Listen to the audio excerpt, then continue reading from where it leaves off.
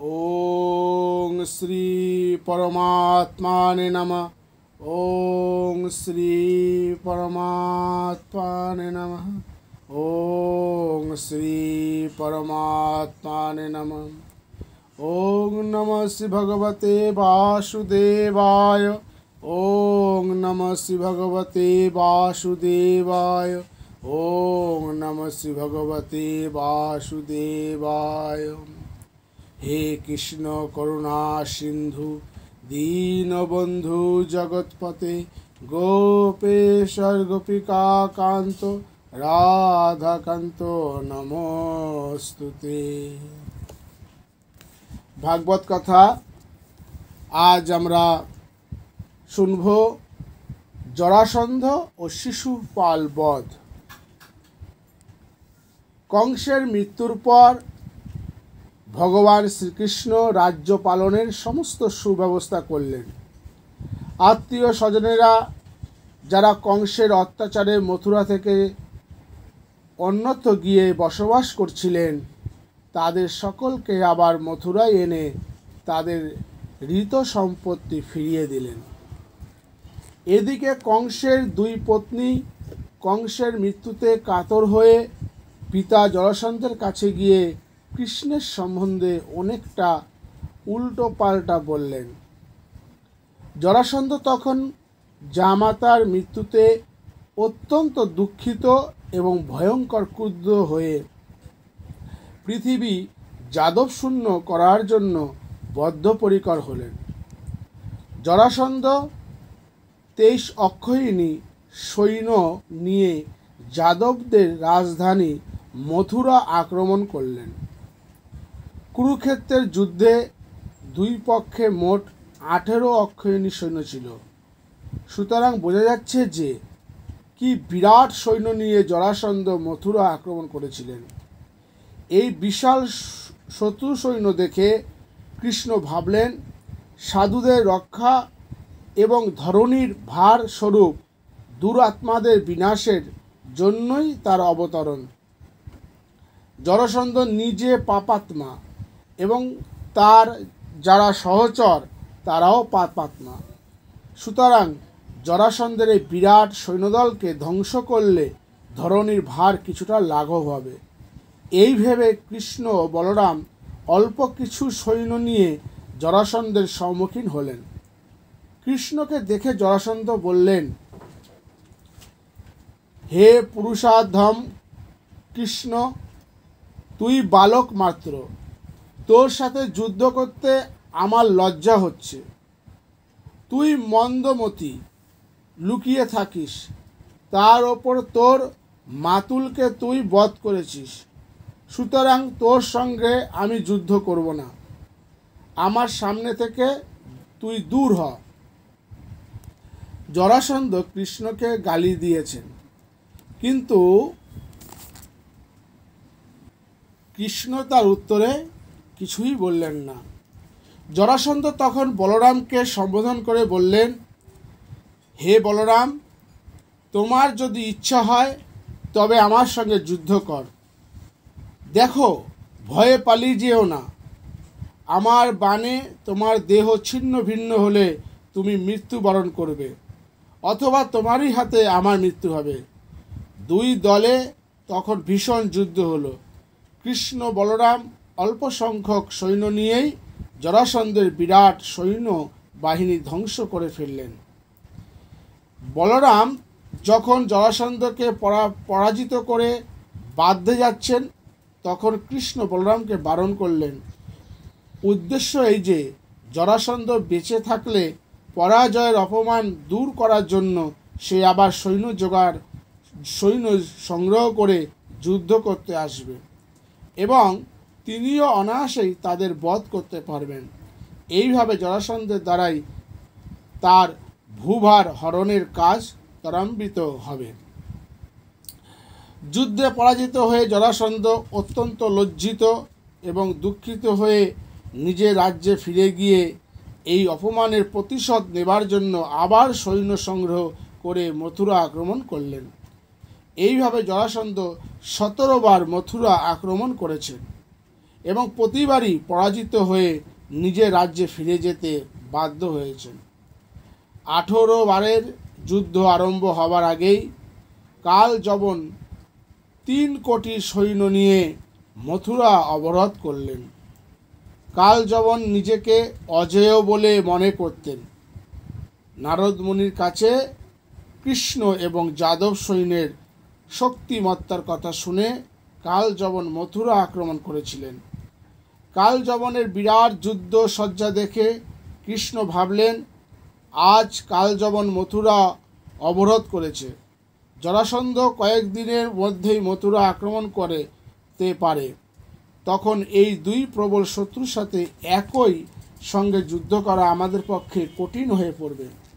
দাদা বলরাম এবং আমি যখন কালযবনের সাথে যুদ্ধ করতে যাব, তখন জরাসন্ধ অনায়াসে মথুরাবাসীদের বধ করে রাজ্য ছাড়কার করে দেবে। সুতরাং মানুষের পক্ষে অতি দুর্গম এক দুর্গ তৈরি করে আজই আত্মীয় স্বজনদের সেখানে রেখে এসে কালযবনকে বধ করব। এইভাবে চিন্তা করে ভগবান শ্রীকৃষ্ণ ঐশী শক্তির সাহায্যে সমুদ্র মধ্যে বিরাট দুর্গ নির্মাণ করে সেই দুর্গের মধ্যে অতি আশ্চর্য নগর তৈরি করলেন এবং অপরের অলক্ষিতে মথুরাবাসীদের সেই নবনির্মিত নগরে রেখে এসে বলরামকে বললেন, আপনি এখান থেকে অবশিষ্ট প্রজাদের রক্ষা করুন, আমি কালযবনকে বধ করার জন্য একাকী অস্ত্রশস্ত্র ছাড়াই নগর থেকে বেরিয়ে যাচ্ছি। এদিকে কালযবন দেখলেন যে একজন অতি সুন্দর পুরুষ মথুরাপুরী থেকে বেরিয়ে যাচ্ছেন। দূর থেকে এই অপরূপ রূপধারী পুরুষকে দেখে কালযবন ভাবলেন, দেবর্ষি নারদ কৃষ্ণের যে বর্ণনা করেছিলেন তা থেকে মনে হচ্ছে ইনি সেই বসুদেব পুত্র কৃষ্ণ। ইনি যখন অস্ত্রশস্ত্র ছাড়াই একাকী যাচ্ছেন, তখন আমিও বিনা অস্ত্রেই একাকী এর সাথে যুদ্ধ করব। এইভাবে চিন্তা করে যিনি যোগীদেরও দুষ্প্রাপ্য সেই ভগবান শ্রীকৃষ্ণকে ধরার জন্য কালযবন তার পেছনে পেছনে ছুটতে লাগলেন। প্রতি পদক্ষেপেই যেন কালযবনের কবলিত হলেন। এই রকম অভিনয় করতে করতে কৃষ্ণ তাকে দূরবর্তী এক পর্বত গুহায় নিয়ে গেলেন। কালযবন পেছন থেকে কৃষ্ণকে তিরস্কার করে বলতে লাগলেন, তুমি যদুকুলে জন্মেছ, তোমার তো এইভাবে পালানো উচিত নয়। কৃষ্ণ তার কথায় কোনো উত্তর না দিয়ে সেই পর্বত গুহায় প্রবেশ করলেন। কালযবনও তার পেছনে পেছনে সেই গুহার মধ্যে ঢুকে দেখলেন যে অন্ধকারে একজন সেখানে শুয়ে রয়েছেন। কালযবন ভাবলেন যে তারই ভয়ে কৃষ্ণই ছদ্মবেশ ধারণ করে এখানে শুয়ে রয়েছে। সুতরাং কৃষ্ণ মনে করে কালযবন সে সাহিত্য পুরুষকে পদাঘাত করলেন। সেই পদাঘাতের সুপ্ত পুরুষ জেগে উঠে কালযবনকে দেখতে পেলেন এবং তার ক্ষুদ্র দৃষ্টিপাতে কালযবন ভস্ম হয়ে গেলেন। সুখদেব পরীক্ষিতকে বললেন, রাজা পরীক্ষিতকে বলছেন, ওই নির্দিষ্ট পুরুষের নাম মুচুকুন্দ। তিনি দেবতাদের হয়ে বহু বৎসর ধরে অসুরদের সাথে যুদ্ধ করে দেবতাদের রক্ষা করেছিলেন। দেবতারা খুশি হয়ে মুচুকুন্দকে বর দিতে চাইলে তিনি বললেন, আমি অত্যন্ত পরিশ্রান্ত, এখন আমি ঘুমাতে চাই, আমাকে এই বর দিন। যদি কেউ আমার নিদ্রা ভঙ্গ করে তবে তখনই সে ভস্মীভূত হবে। দেবতাদের বর লাভ করে মুচুকুন্দু নিশ্চিন্তে সেই নির্জন গুহায় নিদ্রিত ছিলেন। ভগবান শ্রীকৃষ্ণ কৌশল করে কালযবনকে ওই গুহার মধ্যে এনে মুচুকুন্দকে দিয়ে কালযবনের মৃত্যু ঘটালেন। ভগবান শ্রীকৃষ্ণ তখন চতুর হস্তে শঙ্খ চক্র গদা পদ্ম ধারণ করে এবং বলমালায় ভূষোভিত হয়ে জ্যোতির্ময় মূর্তিতে মুচুকুন্দের সামনে উপস্থিত হলেন।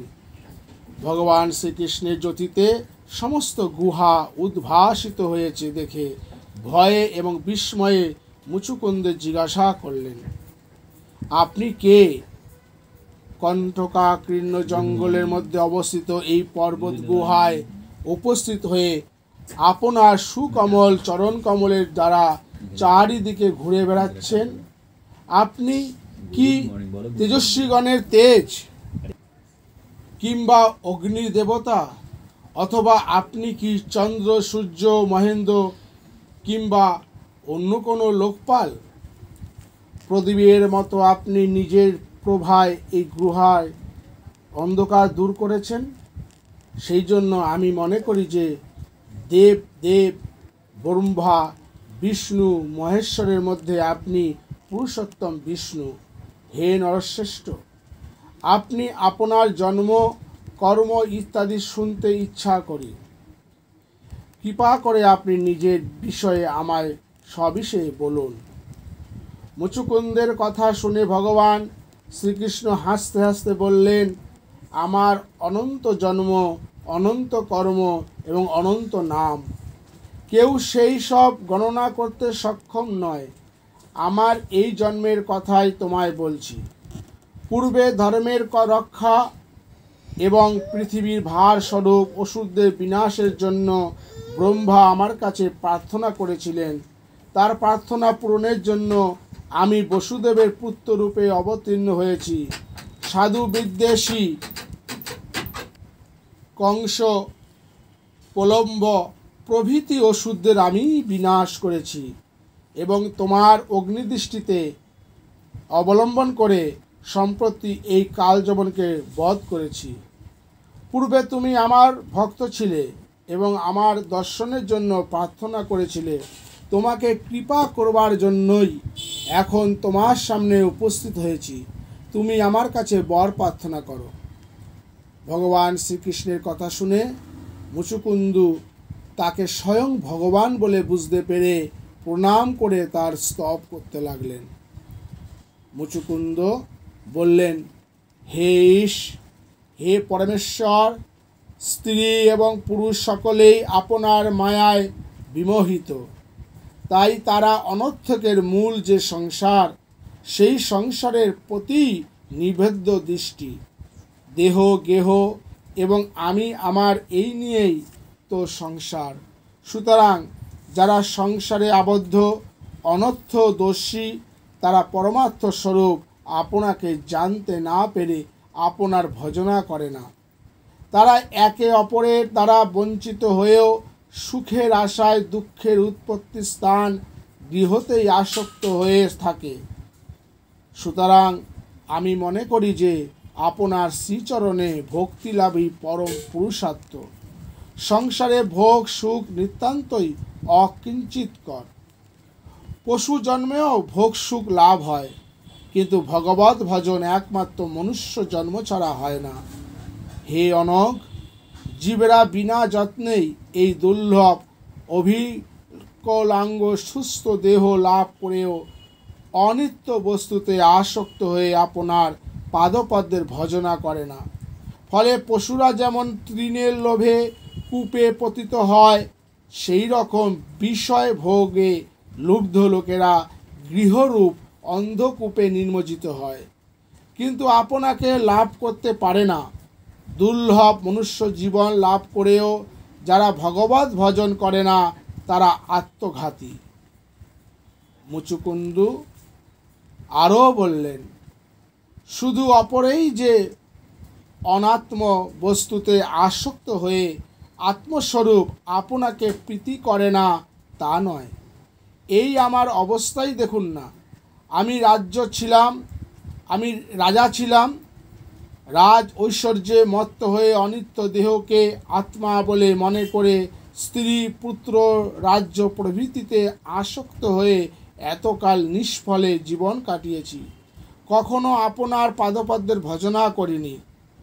যে দেহ সুবর্ণময় রথে অথবা হস্তিপৃষ্ঠে আসীন হয়ে নরপতি নামে অভিহিত হয়, সেই দেহই দূরতিক্রমণীয় কালের প্রভাবে শৃগাল কুকুরের দ্বারা ভক্ষিত হলে বিষ্ঠা, ভক্ষিত না হলে কৃমি এবং দগ্ধ না হলে ভস্ম নামে অভিহিত হয়। অর্থাৎ দেহের পরিণতি হচ্ছে বিষ্ঠা, কৃমি অথবা ভস্ম। যে দেহের পরিণতি এতই শোচনীয়, সেই দেহে আসক্ত হয়ে আমি আপনার ভজনা করিনি, কি দুর্দেহ। কিন্তু এই অনাত্মা দেহ গেহের প্রতি আসক্তি দূর হওয়া তো একরকম অসম্ভব বলেই মনে হয়। আর আসক্তি দূর না হলে হে পরমেশ্বর, আপনাকে ভজনা করার মতিও হয় না। ঐশ্বর্য এবং সম্মানের উচ্চতম শিখরে উঠেও মানুষ আপনার ভজনা করে না। তারা জাগতিক ভোগ সুখেই জীবন অতিবাহিত করে এবং যথাসময়ে কাল গ্রাসে পতিত হয়। সুতরাং দেখা যাচ্ছে যে সংসারের প্রতি আসক্তি দূর না হলে আপনাতে প্রীতি চিরশান্তি লাভ হয় না। কিন্তু আসক্তি কেমন করে দূর হবে?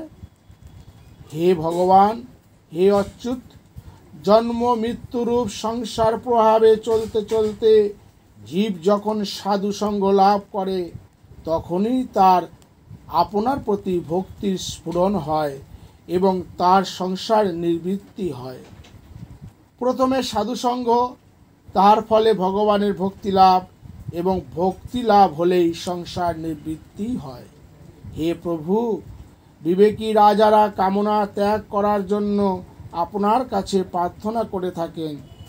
আমার কিন্তু আপনার কৃপায় রাজ্য তৃষ্ণা এমনিতেই শিথিল হয়ে গেছে। এইটি আমার প্রতি আপনার অপার করুণা বলেই আমি মনে করি।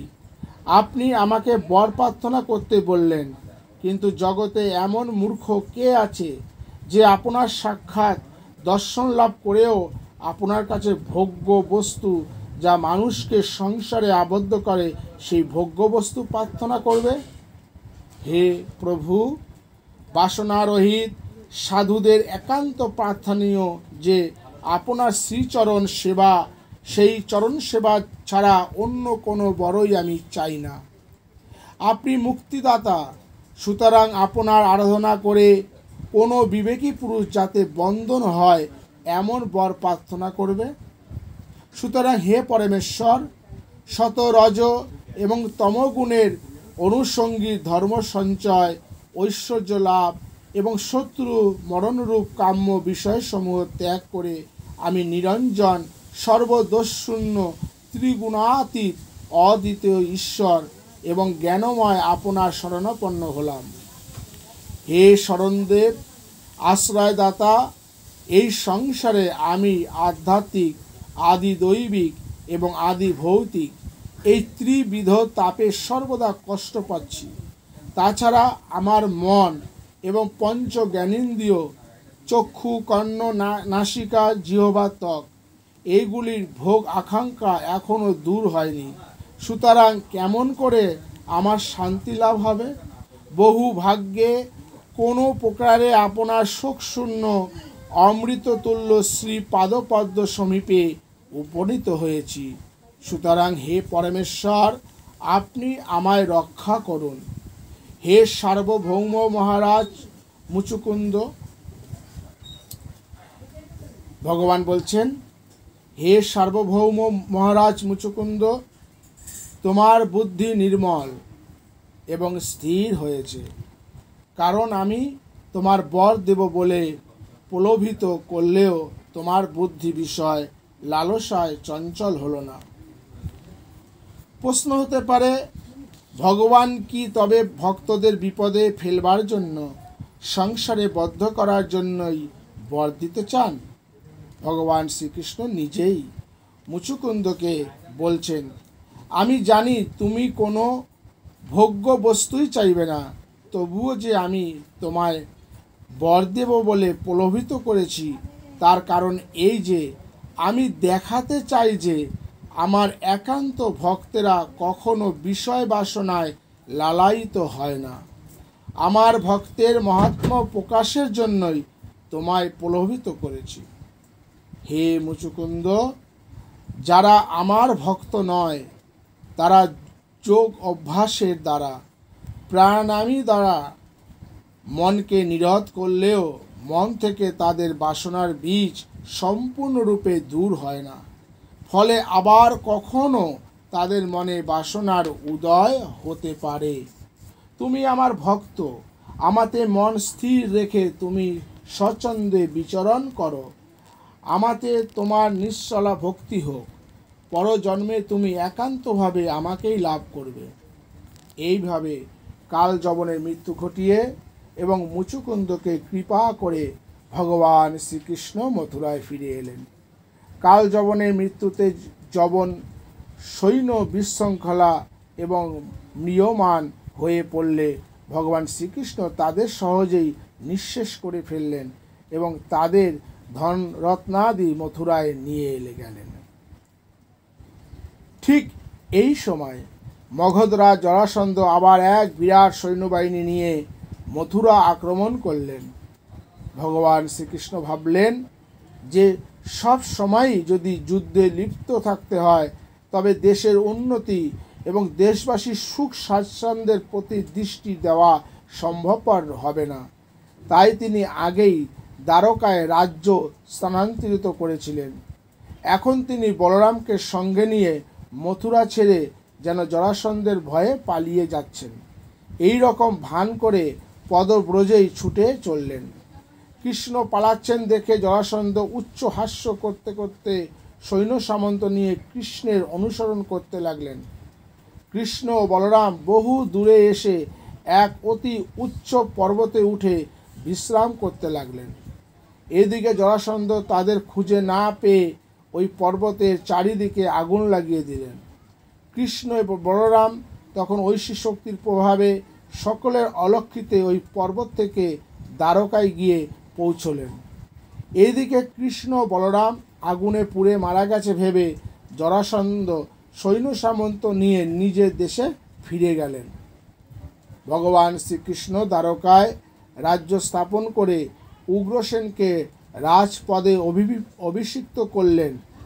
একদিন ভগবান শ্রীকৃষ্ণ দ্বারকায় রাজসভা গৃহে যদুবীর এবং অপরাপর মন্ত্রী সভা সদস্যদের নিয়ে রাজকার্য পরিচালনা করছিলেন।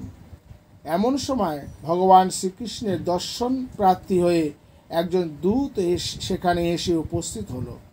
সেই দূত শ্রীকৃষ্ণকে বললেন, জরাসন্ধ দিগ্বিজয় করবার জন্য 20,000 রাজাকে গিরি দুর্গে বন্দী করে রেখেছেন।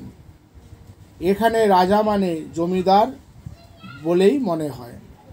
সেই বন্দী রাজাদের হয়ে দূত এসেছে ভগবান শ্রীকৃষ্ণের কাছে তাদের দুঃখের কথা নিবেদন করতে।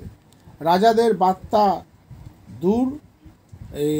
বার্তা দূত নিবেদন করল, হে কৃষ্ণ, হে অপরিমেয় পরমাত্মন ভগবান শ্রীকৃষ্ণ, হে শরণাগতের ভয়হারী, আমরা ভেদদর্শী, সমত্ব বোধ আমাদের নেই।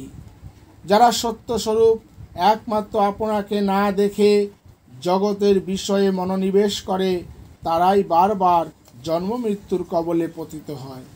সুতরাং সংসার ভয়ে ভীত হয়ে আমরা আপনার শরণাপন্ন হলাম। যতদিন পর্যন্ত জীব কাম্য এবং নিষিদ্ধ কর্ম করতে থাকে কিন্তু আপনার ভজনা করে না, ততদিন পর্যন্ত তারা বারবার সংসার চক্রে আবর্তিত হতে থাকে। হে পরমেশ্বর, আপনি জগতের কর্তা, সাধুদের রক্ষা এবং দুষ্কৃতিকারীদের বিনাশের জন্য আপনি বলরামের সাথে অবতীর্ণ হয়েছেন। তবুও দেখতে পাচ্ছি যে জরাসন্ধ প্রভৃতিরা অন্যায় করেও শাস্তি পাচ্ছে না। আবার যারা ন্যায়নিষ্ঠ তারা আপনার দ্বারা রক্ষিত হয়েও নিজেদের কর্মফলের জন্য দুঃখ ভোগ করছেন। এর কারণ আমরা বুঝতে পারি না। হে প্রভু, জরাসন্ধ আমাদের কারারুদ্ধ করে রেখেছে, ফলে আমরা অত্যন্ত কষ্ট ভোগ করছি। কিন্তু তবুও জানি যে এই কষ্ট ভোগ আমাদেরই পূর্ব কর্মের ফল। রাজারা যে রাজ্য সুখ ভোগ করে তা ক্ষণস্থায়ী। সুতরাং আমরা রাজ্য সুখ চাই না। আপনার নিষ্কাম ভক্তেরা আপনার কাছে যা প্রার্থনা করেন আমরাও আপনার কাছে সেই ভক্তি ধনেই প্রার্থনা করি। আপনার শ্রীচরণ পুনত জনের দুঃখ দূর করে আমরা আপনার ভক্ত, আপনার শরণাগত। আপনি আমাদের এই জরাসন্ধরূপী কর্মপাশ থেকে মুক্ত করুন। এইভাবে রাজাদের আর্তি জানিয়ে দূত বললেন, হে প্রভু কৃষ্ণ, জরাসন্ধ কর্তৃক অবরুদ্ধ রাজারা আপনার দর্শন আকাঙ্ক্ষী হয়ে আপনার শ্রীপদে শরণ নিয়েছেন। আপনি তাদের মঙ্গল বিধান করুন। দূত যখন রাজসভায় এই সব কথা বলছিল, সেই সময় দেবশ্রী নারদ এসে সেখানে উপস্থিত হয়ে বললেন, হে সর্বব্যাপী শ্রীকৃষ্ণ, আপনি বিশ্বের সৃষ্টিকর্তা, আপনি ব্রহ্মার নিয়ন্ত্রতা। মহারাজ যুধিষ্ঠির আপনাকে অর্চনা করার জন্য রাজসূহ যজ্ঞ করার ইচ্ছা করেছেন। সেই যজ্ঞে আপনাকে দর্শন করার আশায় দেবতারা এবং মহাপরাক্রম রাজারা সব আসবেন। হে পরমেশ্বর, ব্রহ্মময় পুরুষের নাম গুণকীর্তন, শ্রবণ এবং ধ্যানের ফলে চণ্ডালেরও অপবিত্র হয়ে যায়। আপনি সাক্ষাৎ পরম ব্রহ্ম, সুতরাং আপনার দর্শন পর্শনে যে দেবতারাও পবিত্র হবেন, এতে আর বলার কি আছে। আপনাকে দর্শন করে রাজসূহ যজ্ঞে আমন্ত্রিত এবং অংশ গ্রহণকারী সকলেই পবিত্র হবে। সুতরাং মহারাজ যুধিষ্ঠিরকে এই রাজসূহ যজ্ঞ আপনি অনুমোদন করুন। নারদের কথা শুনে ভগবান শ্রীকৃষ্ণ হাসতে হাসতে উদ্ধবকে বললেন, হে উদ্ধব, তুমি আমাদের বন্ধু এবং মহামন্ত্রী। মন্ত্রণা বিষয়ে তুমি অত্যন্ত বিচক্ষণ এবং অভিজ্ঞ। উপস্থিত এই দুইটি বিষয় জরাসন্ধ কর্তৃক নিগৃহীত রাজাদের মুক্তি প্রদান এবং যুধিষ্ঠিরের রাজসূহ যজ্ঞে উপস্থিত থাকা, এই দুইটি কর্তব্য কিভাবে সম্পন্ন করা উচিত তা আমাদের বলো। উদ্ধব বললেন, হে দেব, মহামুনি নারদ বললেন, আপনার পিসি কুন্তির পুত্র যুধিষ্ঠির রাজসূহ যজ্ঞ করার ইচ্ছা করে আপনার সাহায্য প্রার্থনা করেছেন। আপনার এতে সাহায্য করা উচিত। আর কারারুদ্ধ রাজাদের কথা দূত যা বললেন, সেই শরণাগত রাজাদের রক্ষা করাও আপনার কর্তব্য। যুধিষ্ঠিরের রাজসূহ যজ্ঞ সম্পন্ন করার উদ্দেশ্য দিগ্বিজয়ের জন্য জরাসন্ধকে বধ করলে আত্র রাজাদেরও প্রার্থনা পূর্ণ হবে। সৈন্য নিয়ে যুদ্ধ করে জরাসন্ধকে পরাজিত করা সম্ভব নয়, কারণ তার শত অক্ষয়িনী সৈন্য রয়েছে। সুতরাং জরাসন্ধকে বধ করতে হবে দ্বন্দ্বযুদ্ধে, এবং একমাত্র ভীমই তার সমকক্ষ। আমি জানি ব্রাহ্মণদের প্রার্থনা জরাসন্ধ কখনো প্রত্যাখ্যান করে না। অতএব ব্রাহ্মণের ছদ্মবেশে ভীমসেন জরাসন্ধকে দ্বন্দ্বযুদ্ধের প্রার্থনা করুক। মহাশক্তিধর ভীম আপনার সান্নিধ্য, আপনার শক্তিতে শক্তিমান হয়ে জরাসন্ধকে বধ করবে, এতে কোনো সন্দেহ নেই। হে প্রভু, আপনার এই শরীর আমাদের মতো প্রাকৃত নয়। আপনি কাল আত্মা এবং পরম ঈশ্বর। আপনি জগতের সৃষ্টি এবং সংহারের কর্তা। ব্রহ্মা এবং রুদ্র কেবল নিমিত্ত মাত্র। সেই রকম নিমিত্ত মাত্র হয়েই ভীমসেন আপনার সামনে আপনার তেজে শক্তিমান হয়ে জরাসন্ধকে বধ করবে। আপনিই প্রকৃত জরাসন্ধ হন্তা। উদ্ধব আরও বললেন, কত লোকই না আপনার গুণকীর্তন করছেন। গোপীরা শঙ্খচূড় থেকে নিষ্কৃতি পেয়ে, গজেন্দ্র কুম্ভীর থেকে পরিত্রাণ পেয়ে, সীতাদেবী রাবণ থেকে রক্ষা পেয়ে এবং আপনার পিতামাতা বসুদেব দেবকী কংসের অত্যাচার থেকে মুক্ত হয়ে আপনার গুণগান করছেন। এখন জরাসন্ধকে বধ করে রাজাদের কারামুক্ত করলে আপনার শরণাগত রাজারা এবং রাজমহিষীরাও আপনার যশগান করবে।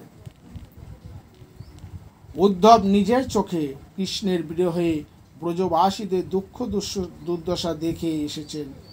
তাই তিনি সর্বদাই ভাবতেন কখন কোন সুযোগে শ্রীকৃষ্ণকে একবার সেখানে পাঠানো যায়। জরাসন্ধ এবং শিশুপাল বধের পর যুধিষ্ঠিরের রাজসূহ যজ্ঞের সকল রাজারাই যুধিষ্ঠিরের অনুগত স্বীকার করবে। এইভাবে ধর্মরাজ্য স্থাপিত হলে শ্রীকৃষ্ণের কিছুটা অবসর হবে। সেই সুযোগে শ্রীকৃষ্ণ একবার ব্রজবাসীদের দেখা দিয়ে আসুন, এটি উদ্ধবের মনের ইচ্ছা।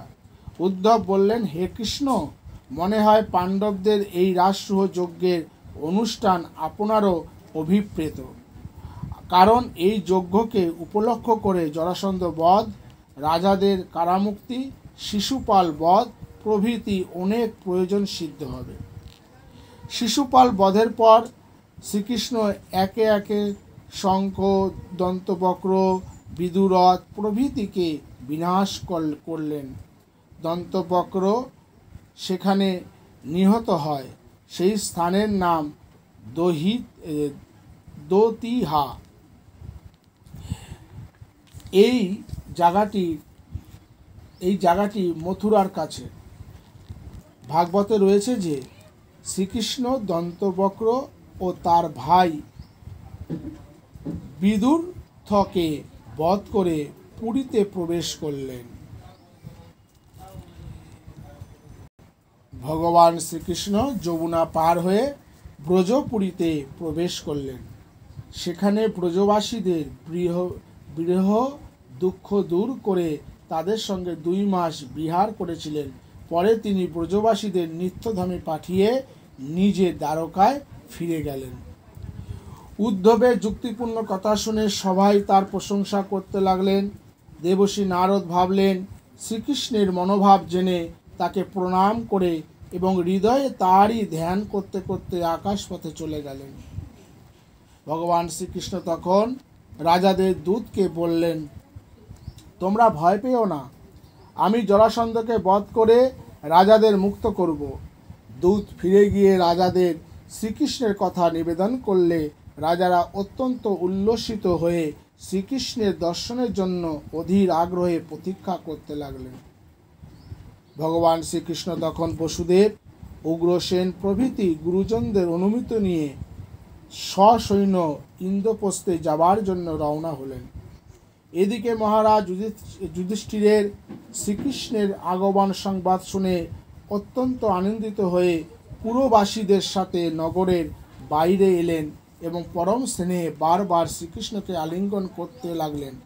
বহুদিন পরে শ্রীকৃষ্ণকে দেখে এবং তাকে আলিঙ্গন করে মহারাজ যুধিষ্ঠিরের কী অবস্থা হলো তা সুখদেব যুধিষ্ঠিরের পৌত্র পরীক্ষিতকে বলছেন। লক্ষ্মী দেবীর আলয়স্বরূপ ভগবান মুকুন্দকে 2 বাহু দিয়ে আলিঙ্গন করাতে যুধিষ্ঠিরের সকল অকল্যাণ দূর হলো এবং আনন্দের আতিশয্য তিনি শ্লোক ব্যবহার পর্যন্ত ভুলে গিয়ে আনন্দ অশ্রু বিসর্জন করতে লাগলেন। তার শরীর রোমাঞ্চিত হতে লাগলো এবং তিনি পরম সুখ অনুভব করলেন। তারপর ভীম, অর্জুন, নকুল, সহদেব একে একে প্রেম অশ্রু ধারায় সিক্ত হয়ে সুহৃদতম শ্রীকৃষ্ণকে আলিঙ্গন করলেন। অতি যত্নে এবং আদরে ভগবান শ্রীকৃষ্ণকে রাজপ্রাসাদে নিয়ে যাওয়া হলো। সেখানে রাজমাতা কুন্তী দেবী নিজের ভ্রাতুষ্পুত্রকে ত্রিভুবনেশ্বর শ্রীকৃষ্ণকে দেখে পরম আনন্দে পুত্রবধূ দ্রৌপদী এবং সুভদ্রার সাথে তার সমাদর করলেন। এইভাবে পরম আদরে ভগবান শ্রীকৃষ্ণ পাণ্ডবদের সাথে কয়েক মাস বাস করলেন। একদিন সভা মধ্যে মহারাজ যুধিষ্ঠির শ্রীকৃষ্ণকে বললেন, হে গোবিন্দ, যজ্ঞের মধ্যে শ্রেষ্ঠ যে রাজসূহ যজ্ঞ, সেই যজ্ঞের দ্বারা আমি আপনারই পবিত্র বিভূতি দেবতাদের অর্চনা করব। অর্থাৎ রাজসূহ যজ্ঞে তোমারই অর্চনা করা হবে। তুমি আমাদের সেই যজ্ঞ সম্পাদন করো। তোমার শ্রীচরণ যারা সেবা করেন, মনে মনে তোমার ধ্যান করেন, তোমার পবিত্র কীর্তি সকল কীর্তন করেন, তারা সংসার বন্ধন থেকে মুক্ত হয়ে যান। আর যারা তোমার কাছে কাম্যবস্তু প্রার্থনা করে, তারা সেই সব কাম্যবস্তুর লাভ করে থাকেন। কিন্তু তোমার প্রতি যাদের ভক্তি নেই তারা মুক্তি লাভ তো দূরের কথা, কাম্য বস্তুও পায় না। এই রাজসূহ যজ্ঞে সর্বসাধারণ দেখবে, এই রাজসূহ যজ্ঞে সর্বসাধারণ দেখবে তোমার শ্রীচরণ সেবার কি মহিমা। তাই এই রাজসূহ যজ্ঞের সংকল্প করছি। ভগবান শ্রীকৃষ্ণ বললেন, হে মহারাজ যুধিষ্ঠির, তোমার সংকল্প অতি উত্তম। রাজসূহ যজ্ঞ করতে হলে প্রথমেই সকল রাজাদের পরাজিত করে তাদের বশে আনতে হবে। সুতরাং দেব বলে, বলিয়ান তোমার ভাইদের দিগ্বিজয়ের কাজে নিযুক্ত করো। শ্রীকৃষ্ণ তখন জরাসন্ধকে বধ করার জন্য উদ্ধবের কথা মতো ভীম এবং অর্জুনকে সঙ্গে নিয়ে ব্রাহ্মণের ছদ্মবেশে জরাসন্ধের রাজধানী গিরিব্রজে গিয়ে উপস্থিত হলেন। অতিথি সৎকারের সময় অর্থাৎ দুপুর বেলায় তারা জরাসন্ধকে বললেন, হে রাজন, দূর থেকে আগত যাচক অতিথি বলেই আমাদের জানবেন, আপনি আমাদের প্রার্থনা পূর্ণ করুন। তিতিক্ষু যারা সহিষ্ণু তাদের কাছে দুঃসহ কি থাকতে পারে? যারা অসাধু তাদের কাছে কুকার্য বলে কি কিছু হতে পারে? যারা দানশীল তাদের কাছে আদেও কি থাকতে পারে? যারা সমদর্শী তাদের আবার পর কে হতে পারে? আপনি দানশীল, আপনার অদেয় কিছু নেই, সুতরাং আপনি আমাদের প্রার্থনা পূরণ করুন। শ্রীকৃষ্ণ, ভীম এবং অর্জুনের আকৃতি এবং কথা বলার ধরন দেখে জরাসন্ধ তাদের ক্ষত্রিয় বলে বুঝতে পারলেন, কিন্তু কোথায় যে তাদের দেখেছেন তা মনে করতে পারলেন না। জরাসন্ধ ভাবলেন, এরা যেই হোক ব্রাহ্মণের বেশে যখন আমার কাছে প্রার্থী হয়ে এসেছে তখন এদের প্রার্থনা আমি অবশ্যই পূর্ণ করব। এই ভেবে উদারমতি জরাসন্ধ বললেন, হে বিপ্রগণ, আপনাদের অভিলাষিত বস্তু প্রার্থনা করুন। আপনারা যদি আমার মস্তকও প্রার্থনা করেন জানবেন তাও আমি আপনাদের দান করব। ভগবান শ্রীকৃষ্ণ বললেন, হে রাজেন্দ্র, আমরা ক্ষত্রিয় যুদ্ধ আকাঙ্ক্ষী হয়ে এখানে এসেছি। আপনি আমাদের সাথে দ্বন্দ্বযুদ্ধ করুন, এই আমাদের প্রার্থনা, অন্য কোনো কামনা আমাদের নেই। শ্রীকৃষ্ণ এবার নিজেদের পরিচয় দিয়ে বলছেন, ইনি কুন্তিপুত্র ভীমসেন, আর এরই কনিষ্ঠ ভ্রাতা হচ্ছেন এই অর্জুন। আমাকে এদের মাতুল পুত্র এবং আপনার শত্রু কৃষ্ণ বলে জানবেন। শ্রীকৃষ্ণের কথা শুনে জরাসন্ধ অত্যন্ত ক্রুদ্ধ হলেন বটে, কিন্তু উচ্চ হাস্য করে বললেন, তোমরা অত্যন্ত মূঢ়, নইলে যাচক হয়ে এসে আমার সাথে দ্বন্দ্বযুদ্ধ প্রার্থনা করো। বেশ, তোমাদের সাথে আমি দ্বন্দ্বযুদ্ধই করব। হে কৃষ্ণ, তোমায় এখন আমি চিনেছি, তুমি ভীরু, যুদ্ধে বিহ্বল হয়ে পড়ো। আমার ভয়ে তুমি মথুরা ছেড়ে সাগর পাড়ে গিয়ে আশ্রয় নিয়েছ, সুতরাং তোমার সাথে আমি যুদ্ধ করতে চাই না।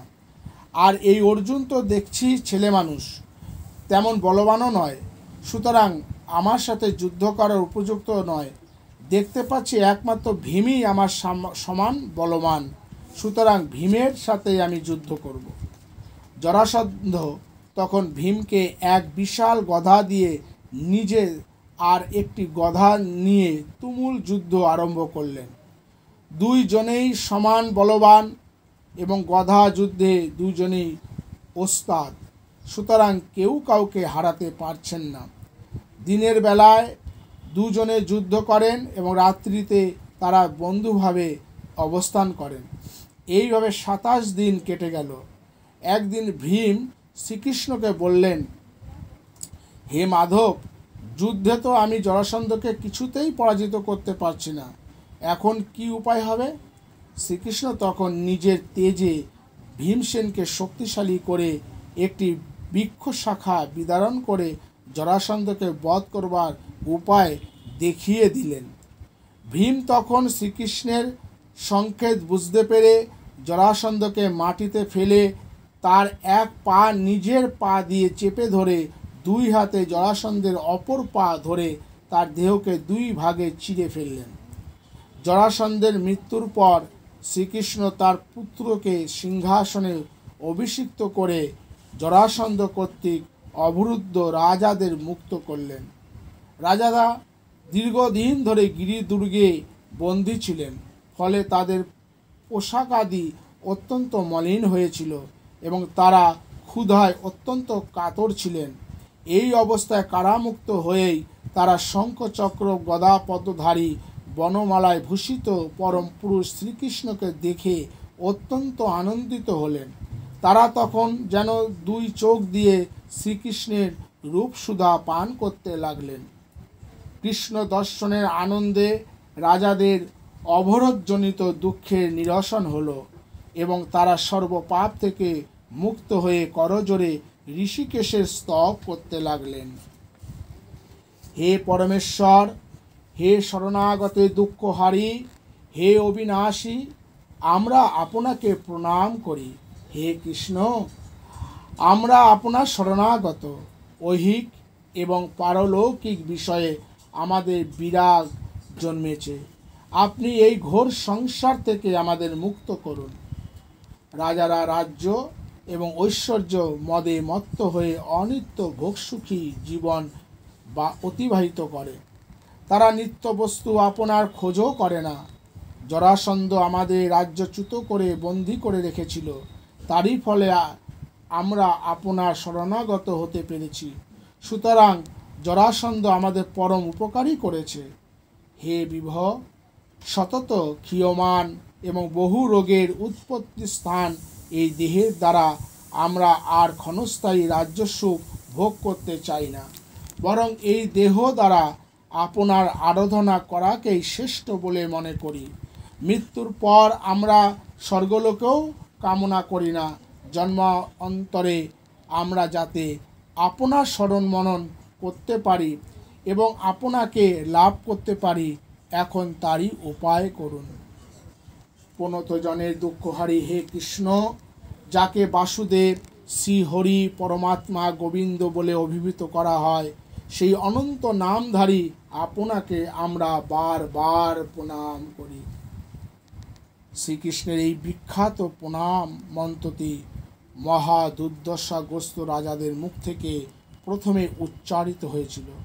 রাজাদের প্রার্থনা শুনে শ্রীকৃষ্ণ সমধুর বাক্যে তাদের বললেন, তোমরা স্মরণ মনন করে পরজন্মে আমাকে লাভ করতে ইচ্ছা করেছ। তোমাদের এই ইচ্ছা অত্যন্ত শুভকরী। আমার অনুগ্রহে তোমরা অনন্তকালে বিষয় বাসনা রহিত হয়ে আমাতে মন সমাহিত করে পরম ব্রহ্মস্বরূপ আমাকেই লাভ করবে। এইভাবে শ্রীকৃষ্ণ ভীমসেনকে দিয়ে জরাসন্ধকে বধ করিয়ে এবং কারাগাররুদ্ধ রাজাদের মুক্ত করে ভীম অর্জুনকে নিয়ে ইন্দ্রপ্রস্থে ফিরে গেলেন। জরাসন্ধ বধের বিবরণ শুনে মহারাজ যুধিষ্ঠির আনন্দ অশ্রু বিসর্জন করতে লাগলেন। কৃষ্ণের প্রতি উচ্ছ্বাসিত শ্রেণে তিনি কোনো কথাই বলতে পারলেন না। জরাসন্ধ বধের পর যুধিষ্ঠিরের রাজসূহ যজ্ঞের আর কোনো বাধাই রইল না। কৃষ্ণের অনুমতি নিয়ে যুধিষ্ঠির রাজসূহ যজ্ঞের ব্যবস্থা করতে লাগলেন।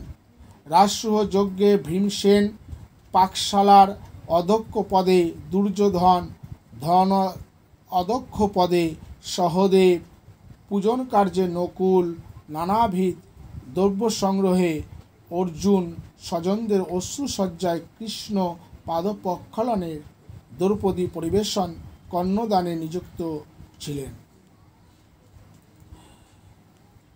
আবার এই জায়গাটা একটু বলছি,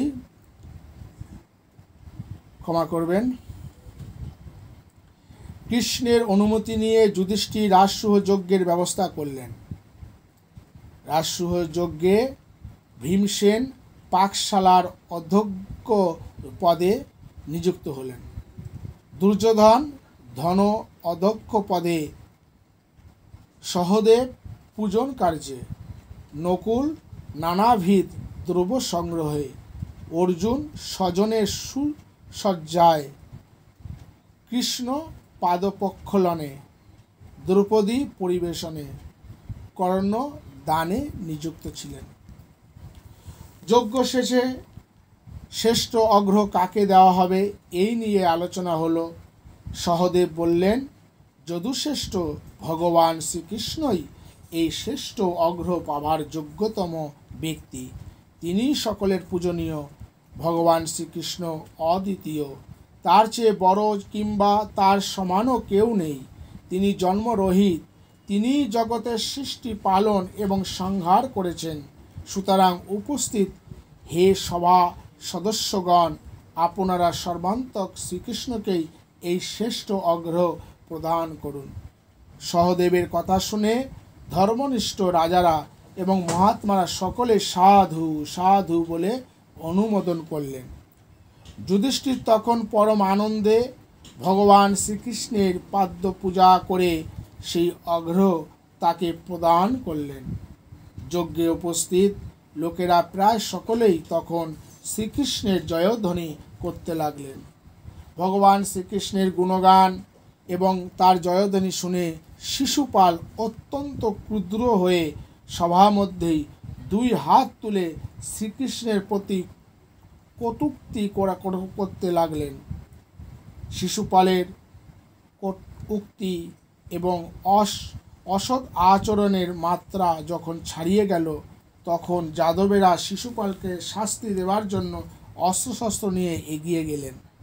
শ্রীকৃষ্ণ তাদের নিবৃত্ত করে নিজেই সুদর্শন চক্র দিয়ে শিশুপালকে বধ করলেন। সবার মধ্যে সকলেই দেখলেন যে শিশুপালের শরীর থেকে একটা জ্যোতি বের হয়ে শ্রীকৃষ্ণের দেহে প্রবেশ করল।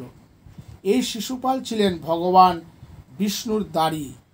ঋষিদের অভিশাপে 3 বার অসুর দেহ ধারণ করে ভগবত বিদ্বেষী হয়ে 3 বারই ভগবানের হাতে নিহত হয়েছেন। এটি ছিল তার 3য় জন্ম। শিশুপালের মৃত্যুতে সেই বিষ্ণুর দাড়ি আবার তার প্রভু বিষ্ণুর কাছেই ফিরে গেলেন। হরি ওং তৎসৎ, হরি ওং তৎসৎ, হরি ওং তৎসৎ। আজ এখানেই ভাগবত কথা, জরাসন্ধ বধ এবং শিশুপাল বধ প্রভৃতি সকল কাহিনী সমাপ্ত করলাম। আজ এখানেই ভাগবতকে বিশ্রাম দিলাম। আগামী ভিডিওতে আমরা শুনব সূর্যগ্রহণ উপলক্ষে কুরুক্ষেত্রে যাদব ও গোপগণের মিলন। হরে কৃষ্ণ কৃষ্ণ কৃষ্ণ হরে হরে, হরে রাম রাম রাম হরে হরে। সবাই ভালো থাকবেন।